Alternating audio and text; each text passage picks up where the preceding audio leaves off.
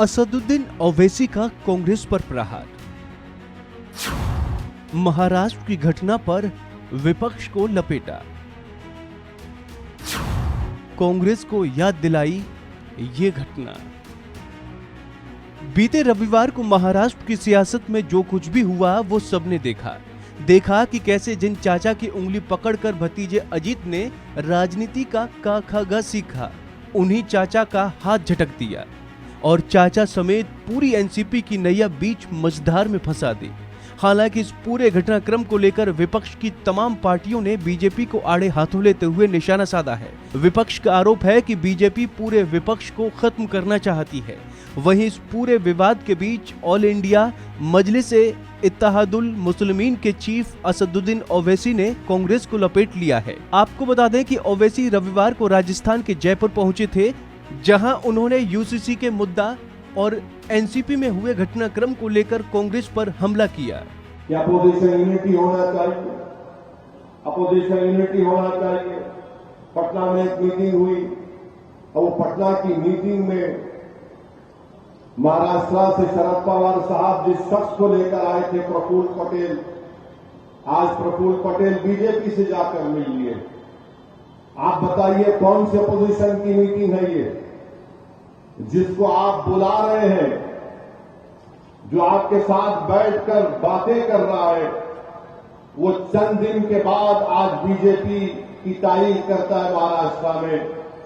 मगर इसके बावजूद भी कांग्रेस के लोग सेकुलरिज्म का सर्टिफिकेट बांटते हैं कि ये सेकुलर है, ये कम्युनल है, ये बी टीम है, ये फुला टीम है। हम कांग्रेस से और ये तमाम नाम निहाद सेकुलर पार्टी से कहना चाहेंगे कि कभी अपने गिरबान में झांक कर देख लो। तुम्हारी तारीफ भरी पड़ी हुई है कि तुमने कैसे कैसे धोखे दिए हैं। आज तुम जिसको बुलाते हो उसी की पार्टी का आदमी बीजेपी के गोद में बैठा है, मोदी के गोद में बैठ जाता है। अब आप बताइए फिर मजलिस पर इल्जाम लगाते हैं हमको नहीं बुलाया गया। क्यों नहीं बुलाया गया? क्योंकि मजलिस इनके सामने सच्चाई को बयान करती है। आज आप मीडिया में देखिए कि हर अपोजिशन पार्टी के नाम निहाद सेकुलर पार्टी के लोग रो रहे हैं कि बीजेपी ने राष्ट्रवादी कांग्रेस के एमएलए को तोड़ दिया। आपके 40 एमएलए टूटकर भाग गए तो वो गलत है, मगर बिहार में मजलिस के 4 एमएलए को आपने खरीद लिया तो वो सच है। बिहार में हमने अपने खून पसीने से सीमांचल की सरजमीन पर वहां की आवाम पर लाखों सलाम उन्होंने मेहनत की और मजलिस के 5 एमएलए को कामयाब किया। तो यही लालू और नीतीश और ये कांग्रेस के लोग मिलकर 4 मजलिस के एमएलए के जमीन को खरीद लिए। और जब उनसे पूछा गया ये क्यों हुआ तो कुछ नहीं बोले। आज वो काम बीजेपी महाराष्ट्र में करती है तो ये तमाम के तमाम मीडिया में आकर रो रहे हैं, पुकार रहे हैं। याद रखो, अगर बिहार में जो मजलिस के एमएलए से हुआ गलत है तो फिर महाराष्ट्र में जो हुआ वो गलत होगा। नहीं तुम करोगे तो अच्छा और दूसरा करेगा तो गलत।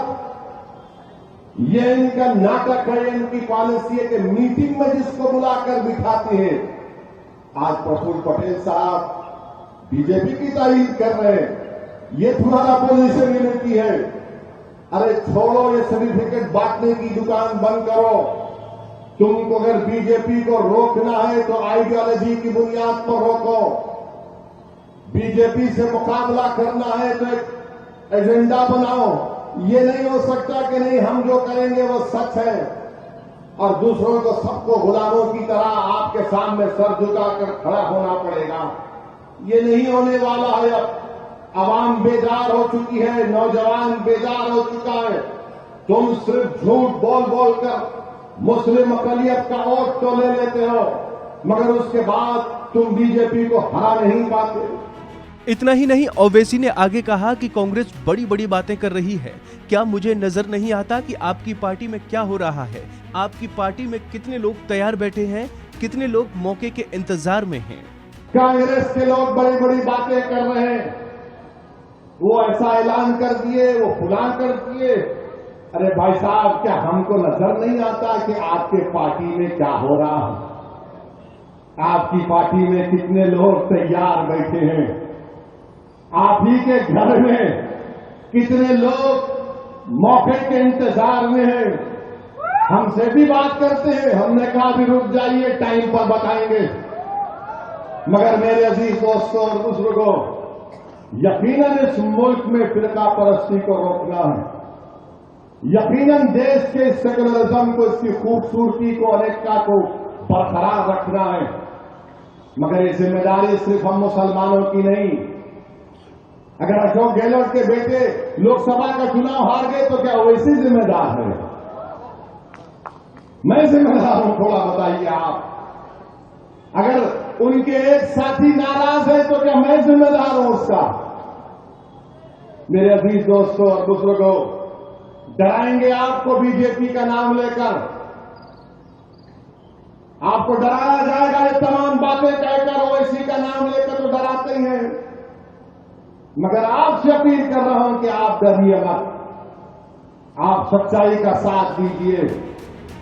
गौर हो कि राजनीति के चाणक्य कहे जाने वाले शरद पवार को एक बार फिर भतीजे अजित पवार ने चकमा दे दिया।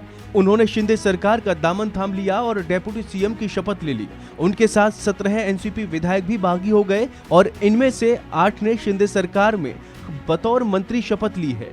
ये सब इतनी जल्दी हुआ कि 1 घंटे के भीतर ही अजित पवार नेता विपक्ष से सीधे महाराष्ट्र के डेप्यूटी सीएम बन गए। उनके इस कदम से एनसीपी चीफ शरद पवार को तो झटका लगा ही है, साथ ही अन्य विपक्षी दल भी हैरान हैं। तो फिलहाल इस खबर में इतना ही। बाकी अन्य अपडेट्स के लिए देखते रहिए वन इंडिया हिंदी।